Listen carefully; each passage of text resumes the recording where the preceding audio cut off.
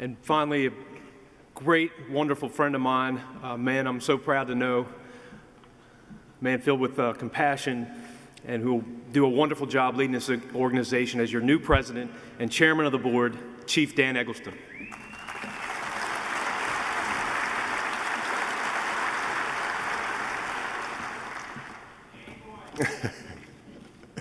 Well, good morning.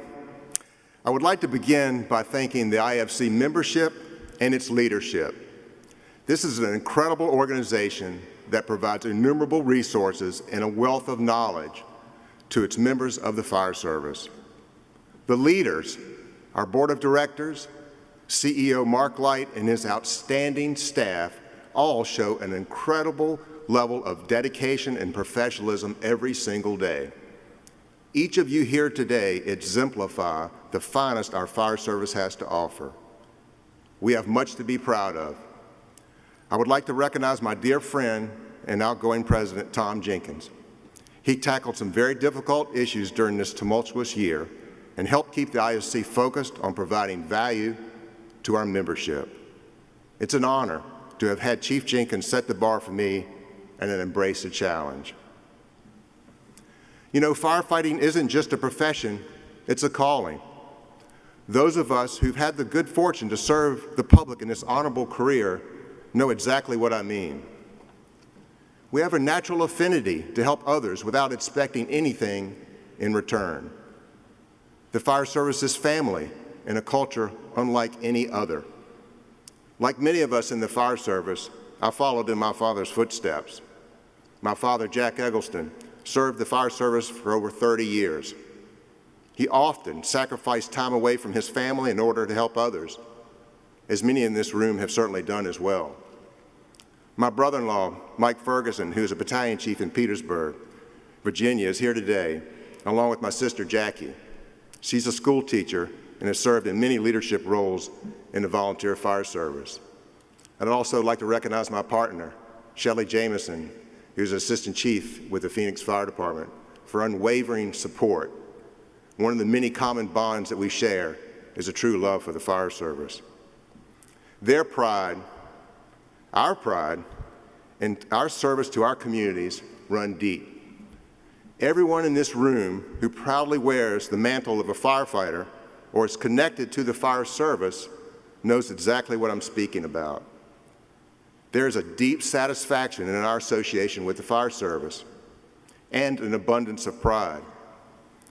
I would like to take this time to thank each and every one of you here today for taking time out of your personal lives, away from your families and loved ones.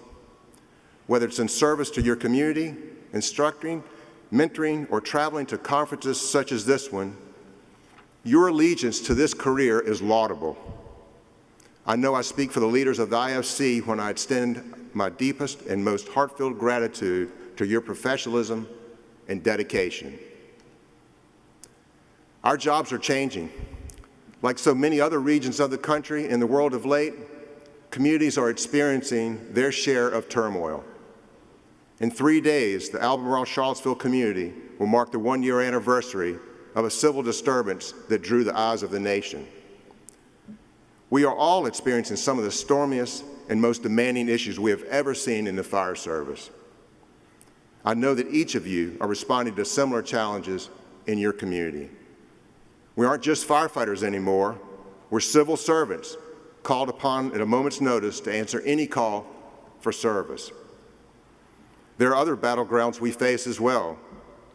Our departments are entrenched in fighting for our own health and welfare through cancer prevention efforts, fighting for our jobs and benefits through pension reform, and defining our roles alongside law enforcement in acts of domestic terrorism, and finally, ensuring ample funding for much-needed resources.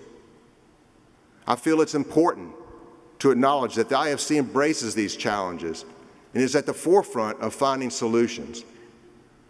Whether it's through our regional relationships, informing our legislators, or the aggressive stance it takes towards continually educating our members, IAFC leadership cares about its members, the community, and the fire service. One very important challenge that we all have embraced is the mental health and welfare of our members. We are no longer expected to suck it up or tough it out. The IFC and fire departments around the world understand the urgency of recognizing and treating firefighters who are in crisis. We are better than ever about building peer support teams and proactively offering programs for PTSD, depression, and substance abuse. We have much to be proud of in the fire service in 2018. With influx of younger members, I feel confident that we will continue to see our profession thrive. As I look around this room and witness the pride, professionalism, and genuine dedication to the fire service, it fills me with hope. The best is yet to come. The late Robert F. Kennedy once said, "Few will have the greatness to bend history itself, but each of us can work to change a small portion of events, and in total, all of those acts will be written, the history of this generation." So in closing, I would like to say I'm so grateful to the membership of the IFC for putting their faith in me and electing me to this acclaimed role. It is my hope that this position will allow me to have a positive influence on our profession at an even higher level. I pledge my dedication to upholding and elevating the impeccable standards of the IFC, the expectations of the global fire service, and the tenets upon which our great nation was built. I challenge each of you to do the same as we stand side by side and march into the future of the fire service. Thank you, and God bless.